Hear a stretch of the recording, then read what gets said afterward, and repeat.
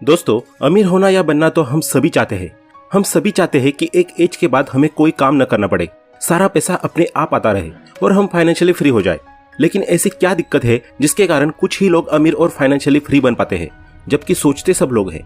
तो दोस्तों, वो है एसेट्स के ऊपर इन्वेस्ट न करना। एक गरीब माइंडसेट और अमीर माइंडसेट के व्यक्ति में यही फर्क है कि एक गरीब माइंडसेट वाला व्यक्ति जीवन भर कमाने के बावजूद भी लायबिलिटीज पर खर्च करता रहता है और उन्हें बढ़ाता ही रहता है, जबकि एक अमीर माइंडसेट वाला व्यक्ति लग्जरीज से पहले एसेट्स खरीदना शुरू कर देता है और आगे भी उनके नंबर्स को बढ़ाता ही जाता है। और यही कारण है कि वो अपनी लाइफ में जल्द से जल्द फाइनेंशियली फ्री भी हो जाता है। अब आपके दिमाग में चल रहा होगा कि ये लायबिलिटी और एसेट के बीच में क्या अंतर है, तो आइए इन्हें बहुत ही सिंपल वर्ड्स में समझते हैं। मान लीजिए आप एक 22 साल के यंग टैलेंटेड इंडिविजुअल है। आपने अपनी ग्रेजुएशन कंप्लीट करके जॉब करना शुरू कर दिया है और मंथली आपकी इनकम जनरेट होने लगी है। अब आप अपने ऑफिस डेली जाने के लिए पब्लिक ट्रांसपोर्ट का यूज करते हैं, लेकिन ऑफिस में आपके बाकी सारे कलीग्स अपनी अपनी कार्स लेकर आते हैं। उन्हें देख देख कर आपका भी मन करने लगता है कार खरीदने का। अब आप डिसाइड करते हैं कि 10 लाख रुपए की एक कार 0% EMI पर उठा लेता हूँ। आप शोरूम जाते हैं और एक नई चमचमाती कार फाइनेंस करा लाते हैं। बस यहीं से शुरू हो जाती है आपकी जिंदगी में लायबिलिटी की शुरुआत, क्योंकि आप इस कार को अपने पर्सनल काम के लिए यूज करेंगे। आप इससे ऑफिस जाएंगे, रिलेटिव्स के यहाँ या फिर घूमने जाएंगे और हर महीने अपनी मेहनत की कमाई में से इसकी सालों तक EMI भरेंगे। जबकि यही कार अगर आप अपने फाइनेंशियल यूज के लिए न खरीदकर टैक्सी या रेंटल पर चलाने के लिए खरीदते, तो ये आपके लिए लायबिलिटी नहीं एसेट बन जाती, क्योंकि ये आपको पैसा कमा कर देती, जिससे इसकी EMI और आपकी पॉकेट दोनों भर जाती। तो दोस्तों, सिंपल है, आपके द्वारा खरीदी गई कोई भी चीज जो आपको कमा कर नहीं देती है वो है लायबिलिटी, और जो चीज आपको कमा कर देती है वो है एसेट। तो आज के इस वीडियो में हम ऐसे ही 7 एसेट्स के बारे में बात करेंगे जो आपकी लाइफ को इजी, जल्द से जल्द फाइनेंशियली फ्री और रिच बना देंगे। तो दोस्तों, वीडियो काफी इंटरेस्टिंग होने वाली है, इसे एंड तक जरूर देखना ताकि आपसे कोई वैल्यूएबल कंटेंट छूट न जाए। तो एसेट्स की इस लिस्ट में सबसे पहला नाम आता है रियल एस्टेट का। दोस्तों, भले ही आज के समय में लोग लैंड या प्रॉपर्टी खरीदने को क्रिटिसाइज करने लगे हैं और उसे ओल्ड फैशन समझने लगे हैं, लेकिन फोर्ब्स के अनुसार रियल एस्टेट ही वो सेक्टर है जिसने ज्यादा से ज्यादा लोगों को मिलेनियर्स और बिलियनियर्स बनाया है और आज के टाइम में भी लोगों को अच्छा पैसा बनाकर दे रहा है। ये सभी तो हम अपने आसपास भी देख सकते हैं। हर जगह प्रॉपर्टी के दाम सालों से बढ़ते चले आ रहे हैं और आज भी लगातार बढ़ते ही रहे हैं। प्रॉपर्टी से ज्यादा महंगाई शायद ही किसी सेक्टर में हुई हो पिछले कुछ सालों में। इस सेक्टर में रिस्क फैक्टर तो न के बराबर ही है। साथ ही अगर आप इसे रेंट पर चढ़ा देते हैं तो ये आपकी एक रेगुलर इनकम का भी सोर्स बन जाएगा। इस वर्ल्ड में शायद ही कोई रिच पर्सन हो जो अपनी प्रॉपर्टी से रेंट के रूप में पैसा जनरेट न कर रहा हो। रियल एस्टेट में रिच लोग 2 तरीकों से इनकम या मनी जनरेट करते हैं। पहला तरीका है फ्लिप, जिसके अंतर्गत वे सस्ते दामों पर किसी प्रॉपर्टी को खरीद लेते हैं, उसका रिनोवेशन करा देते हैं और फिर जब कुछ सालों बाद उसके दाम आसमान छूने लगते हैं तब वे उसे बेच देते हैं। वही दूसरी तरीके की बात करें तो वो है होल्ड करना, जिसे ज्यादातर अमीर लोग अपनाते हैं। वे कभी भी अपनी रियल एस्टेट प्रॉपर्टी को नहीं बेचते। वे इसका इस्तेमाल बैंक से लोन उठाने के लिए करते हैं, क्योंकि रियल एस्टेट ही वो सेक्टर है जिस पर बैंक सबसे जल्दी लोन अप्रूव करती है। फिर उसके बाद वे इस प्रॉपर्टी को रेंट पर चढ़ा देते हैं, वो भी महंगे दामों में, ताकि उन्हें लिए गए लोन की EMI को कभी भी अपने जेब से न भरना पड़े। इस तरह वे इससे डबल कमाई करते हैं। नेक्स्ट, दूसरा एसेट है बिजनेस। दोस्तों, जब भी आपके पास पैसा आना शुरू हो जाए तो आपको सबसे पहली कोशिश यही करनी चाहिए कि आप एक साइड बिजनेस करना शुरू कर दें, क्योंकि जॉब से ज्यादा रिस्की कोई चीज नहीं है। जब तक आप काम कर रहे हैं आपको सैलरी मिल रही है, लेकिन सोचो अगर आप बीमार पड़ गए, आपको कोई इमरजेंसी आ गई या फिर अब आपकी एज ज्यादा हो गई है और आप उतनी मेहनत करने में सक्षम नहीं है। ऐसी सिचुएशंस में आपको कौन पैसा ला कर देगा? तो ऐसी सिचुएशंस के लिए आपको बिजनेस शुरू करना ही सबसे बेटर ऑप्शन है। शुरू में आप इसे जॉब के साथ साथ साइड बिजनेस की तरह शुरू कर सकते हैं। जैसे जैसे ये ग्रोथ करता जाए वैसे वैसे आप दूसरे बिजनेस की शुरुआत करते जाए, क्योंकि जितने मल्टीपल्स आपके इनकम सोर्सेस होंगे उतने ही मल्टीपल्स में आपकी इनकम भी बढ़ती जाएगी और आपको जीवन भर किसी दूसरे की जॉब या और कोई काम करने की कभी जरूरत नहीं पड़ेगी। तीसरा एसेट है स्टॉक्स। जिस भी व्यक्ति को शेयर मार्केट में इंटरेस्ट है उसके लिए ये सबसे बेहतर ऑप्शन होता है।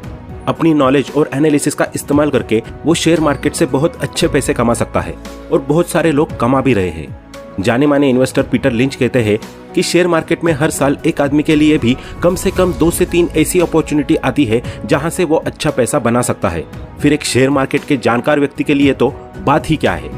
लोग अपने आसपास की चीजों को देखकर आसानी से समझ सकते हैं कि उन्हें कब कौन सी कंपनी के शेयर खरीदने चाहिए। जैसे एक नॉर्मल हाउस पेंट करने वाले को ये अच्छे तरह से पता होता है कि इस साल कौन सी कंपनी का पेंट मार्केट में सबसे ज्यादा अच्छी सेल कर रहा है और लोग उसे ही ज्यादा क्यों खरीद रहे हैं।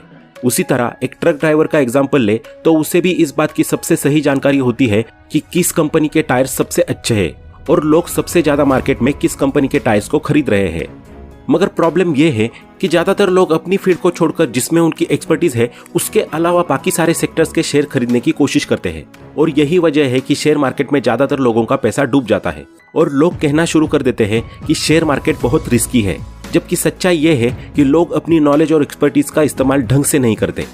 लेकिन दोस्तों, अगर आपके पास स्टॉक मार्केट का बिल्कुल नॉलेज नहीं है तो आप सिंपल इंडेक्स फंड में भी इन्वेस्ट कर सकते हैं, क्योंकि इसके अंतर्गत हमेशा ही टॉप कंपनीज रहती है, जिसके कारण आपको एक अच्छा रिटर्न मिल जाता है और आपका रिस्क फैक्टर भी न के बराबर हो जाता है।